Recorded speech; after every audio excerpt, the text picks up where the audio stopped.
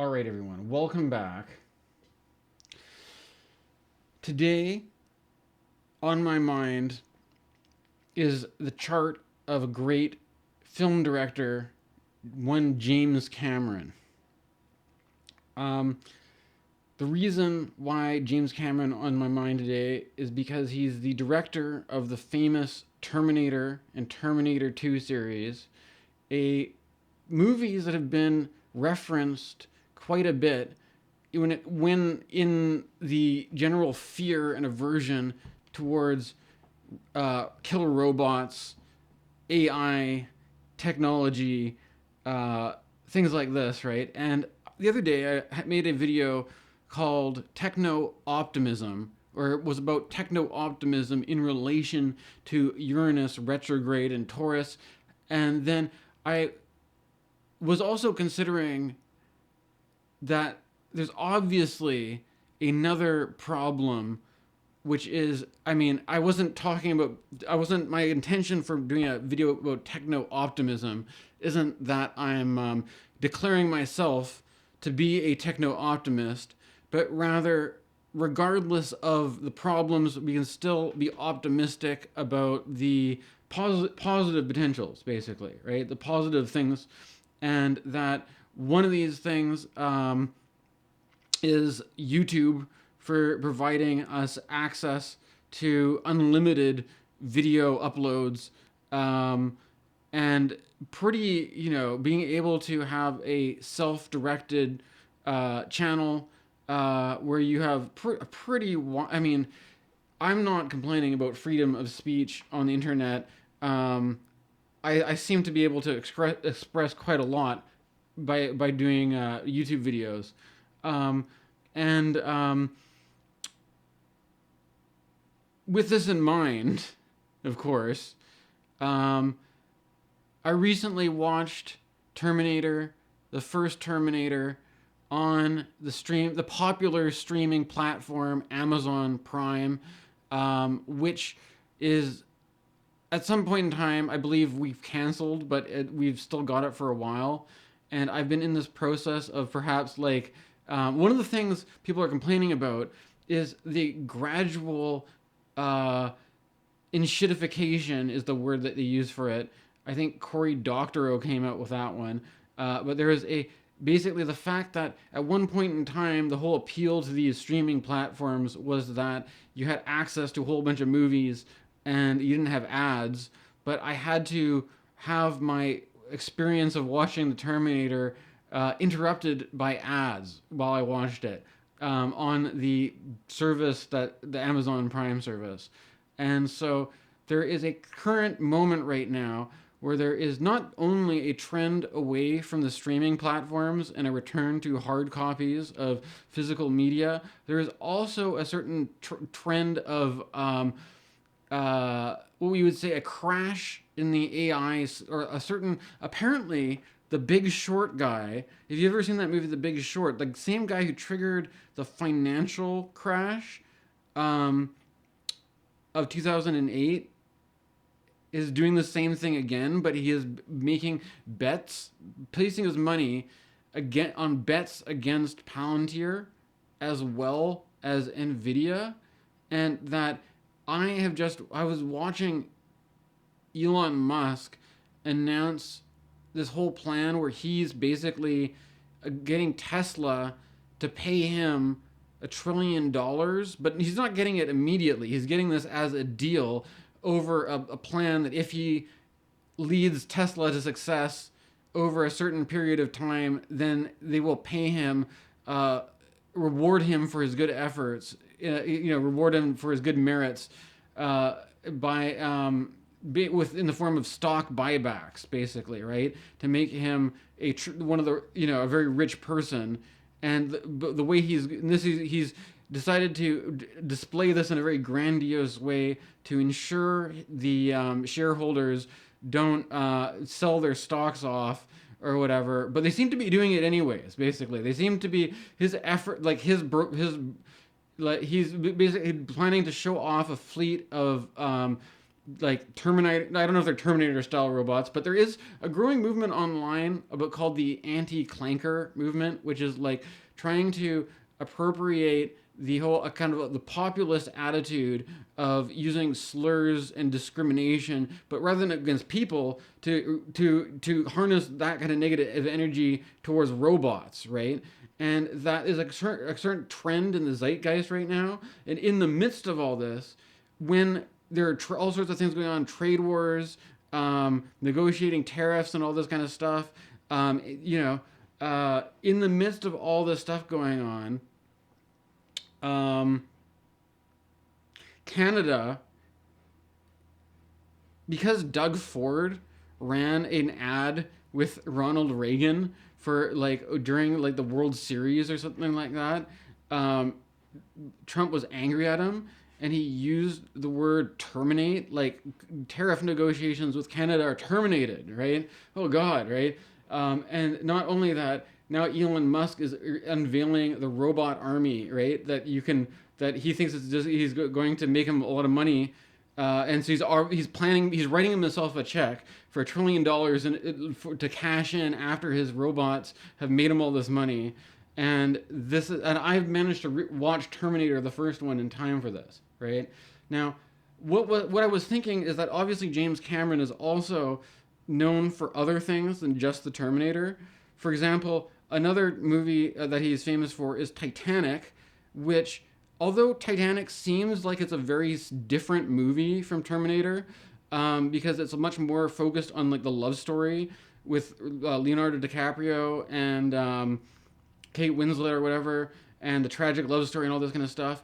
What's interesting to me is that if you observe the pattern of James Cameron and his artistic inspiration, there's a common thread is basically technophobia or techno-pessimism, which would be the counterpoint to techno-optimism, fear of the machine, where there's a kind of like the fear of the failure of the grandiosity of the human effort, right? Like the idea that there's a kind of Titanic is also to name a ship Titanic, reference to the Greek myths, which were full of people being punished for their hubris. To if you thought you were like the gods, you would be punished by the gods, right? And so there's a kind of a poetic tragedy that the tragedy reaffirms this whole thing that people need to know their place and not be too showy about having big boats or things like that, or like not to crash your ship into an iceberg and sink or whatever, right?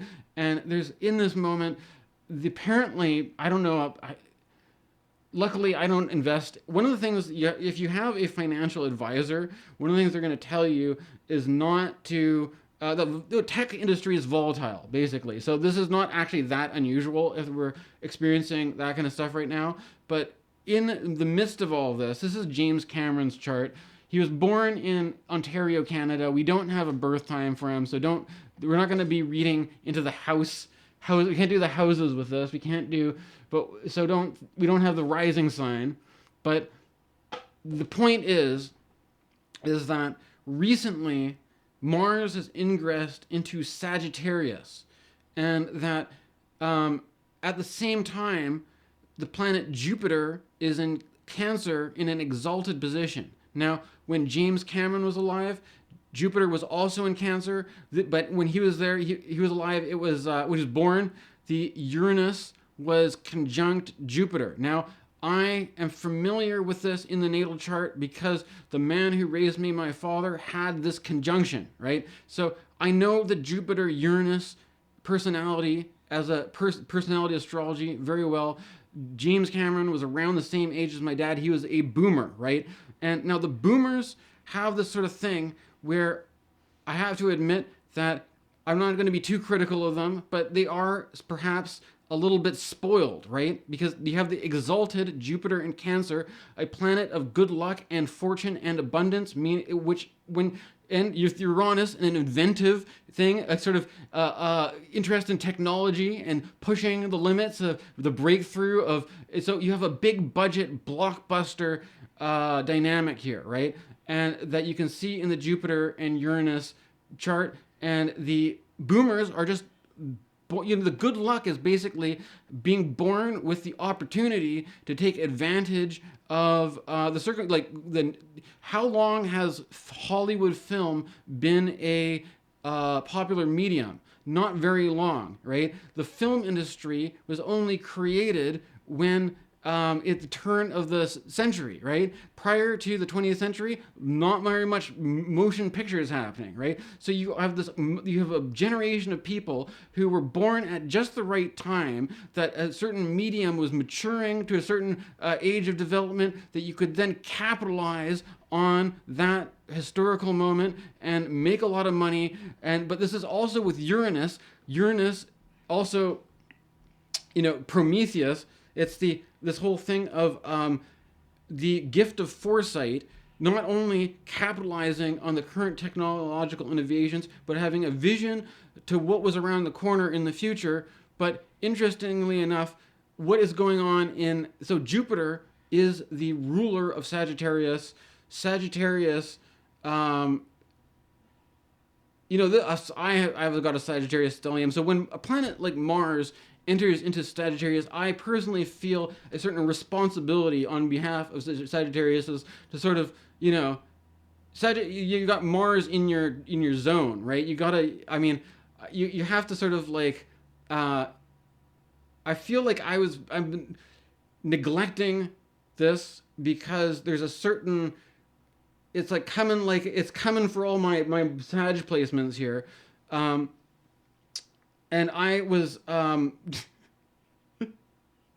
trying to figure out how best to describe a Mars and Sagittarius transit, basically, for this astrology channel. And also considering the transit we recently had, we just had Mars and Sagittarius opposing Uranus and Gemini, and it's there with Mercury right now. So, some kind of a way, if you want to understand Mars as a Mars the current transits we have right now with Mars in Sagittarius and Jupiter in Cancer, it's interesting to me that we have the role Elon Musk basically in panic mode as his stocks are falling apart, as the Palantir stocks are being shorted by the guy from The Big Short, and that meanwhile we have a dramatic rollout of this whole fleet of robots that he says is going to make him $1 trillion.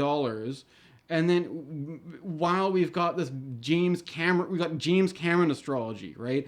It's also interesting to note that James Cameron even has a near Saturn Neptune conjunction. Look at that. We were having Saturn and Neptune conjunct right now in Pisces, but they've been doing this dance between the two signs where sometimes they're like out of sign and now they're back in the same sign. But you've got almost a Saturn Neptune. If you're Rick Tarnas, you just say this, you just simplify it and call that a Saturn Neptune conjunction.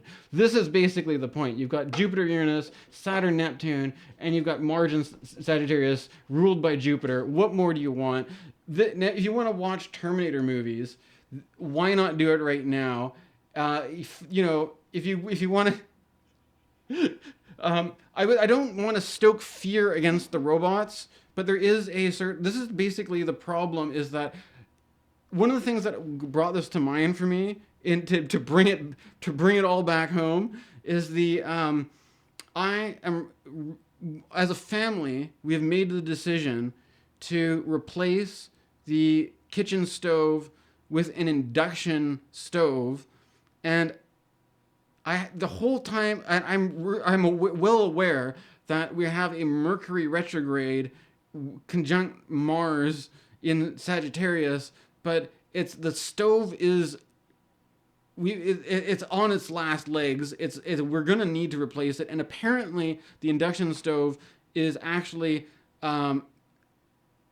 not only do people prefer it over gas and electric, but apparently it's more convenient for the environment. And I have this because I grew up watching too many Terminator movies as a small. I also saw the story that when I was a small child, when I was it primary school or was I in kindergarten or something? I was probably like grade 1 or something.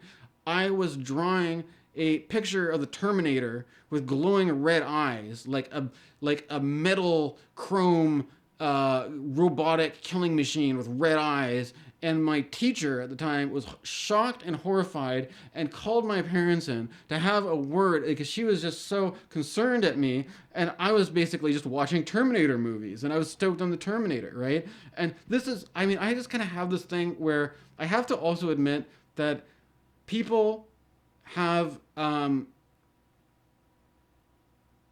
this is also probably because I have Scorpio placements and I have could be my Mercury in Scorpio. Apparently, Peter Thiel has Mercury in Scorpio, and I just want to say that for look, I don't want to paint all Mercury and Scorpio people with a bad brush or something like that, but at some basic level, at a young age, instead of drawing, I don't know, whatever it is I should have been drawing with the crayons, I want to draw killer robots with red eyes because it's bad, so there's some basic level where Scorpio, for some reason, we have misaligned imaginations and we just want to watch Terminator movies all the time or something like this.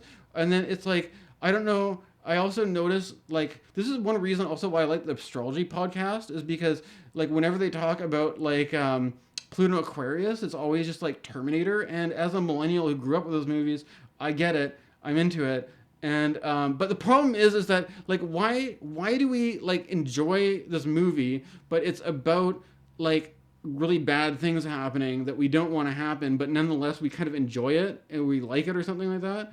The point is that one of the things about this is that it's not just, I rewatched it, and one of the things that I noticed is it's not just about the problem of killer robots and technology and AI, but rather think about this. If Terminator, the first movie,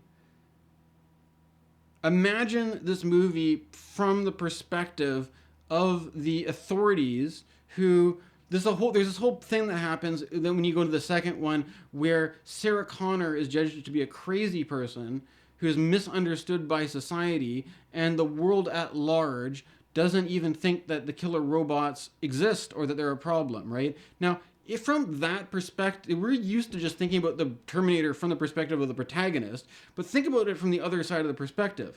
From the other side of the perspective, what would Terminator look like? You have a bunch of people who are at a nightclub called Tech Noir, a good old 80s techno nightclub, but it's shot up by a mass shooter, right? There's a mass shooting in a nightclub. We hear about this on the news all the time, like the Pulse nightclub, right? And now we have the story. Maybe it's a disgruntled person who, he was mad at. This is the thing about this. There's we have this story the media tells us. I don't want to be a conspiracy guy, but oh well, I'm falling into it anyways. The whole point about Terminator, though, is that the whole setup of the movie is that it could easily be a prediction of, because in 1980s, mass shootings weren't as big of a thing as they were after Columbine, right? In the future, you have an era where mass shootings have been normalized, and there could be shootings at nightclubs all the time, and it's just a normal thing. And to us, the only thing that makes us think it's some sort of unusual thing is that when the guy's he's got the red Terminator eyes, it turns out he's actually a robot. And then it's, oh no, now it's worth something to pay attention to. But we're so desensitized to this constant violence everywhere, we don't even think about it, right? And then the person who sees something other than what everybody else is desensitized to is labeled as a crazy person, right? And institutionalized. Right? And so the whole point is that we need a science fiction plot line to make it concrete, it's actually literally a crazy robot, but we actually, what if we're already there? What if we're already past that? And it's what if, because we concretize Terminator into a metaphor, what if we de-metaphorize it or whatever? We need it to be this concrete, real thing. What if it's actually about fucking, Columbine, Pulse nightclub, all this kind of stuff? And then with that in mind, there's also some conspiracy theories going around that I don't have any input onto because I don't do any direct investigations into this myself. But there are certain, it's there's some kind of this whole thing going on between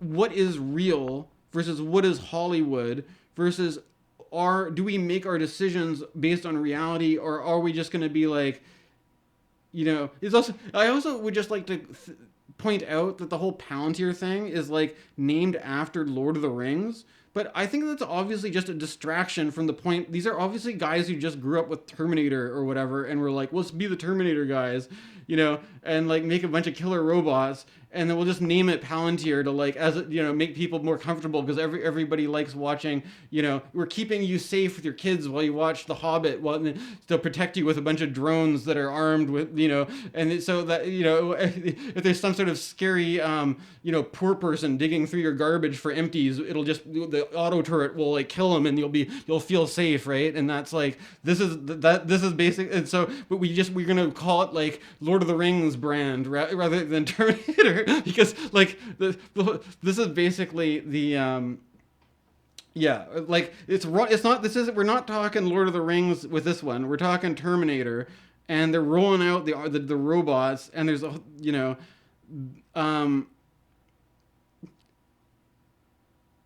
but I don't mean to stoke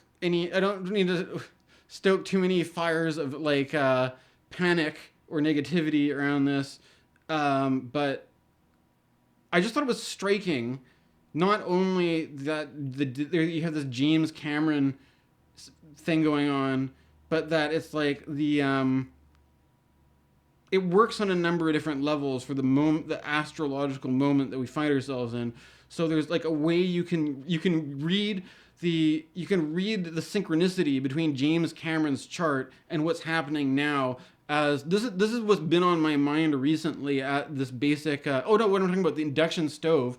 Like, we're also more practically, we have a Mercury retrograde coming up. We're installing an induction stove, and I have found out that half of our pots don't work. But my mother's already ordered a whole bunch of pots for this induction stove that hasn't arrived yet, and so hopefully she bought the right ones. And it's like, okay, like it's like I already know how this is playing out in a more mundane way, and it's like it doesn't have to necessarily be like fear of the killer robot. It could just be like, I'm gonna have to learn how to cook on an induction stove, and it's gonna be like, I've heard people say that when you're not used to induction stoves, you're gonna like be burning your food because you're not used to like how hot everything, so I got Mars and Sagittarius being this like, oh yeah, we're cooking with induction stoves now, and at least hopefully, I have this underlying thing where I don't like the whole smart home thing.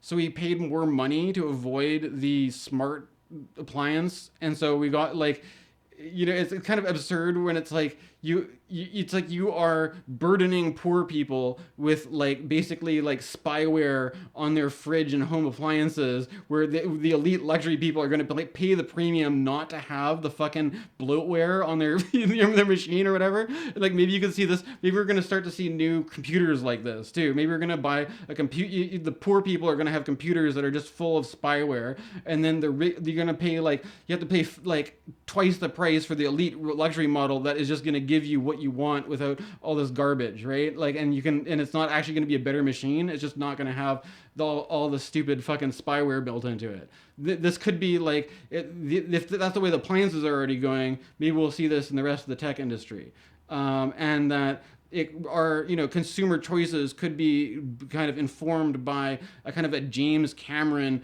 kind of like technophobia, right? Like, are you going to buy a ticket to get on the Titanic, which is then going to hit the iceberg and sink? Or are you, have you watched, do you have enough foresight, Promethean foresight, the gift of foresight into the future to not make the wrong choices, right? And as astrologers, these are the signs are obvious. The signs are obvious. Okay, thanks for watching.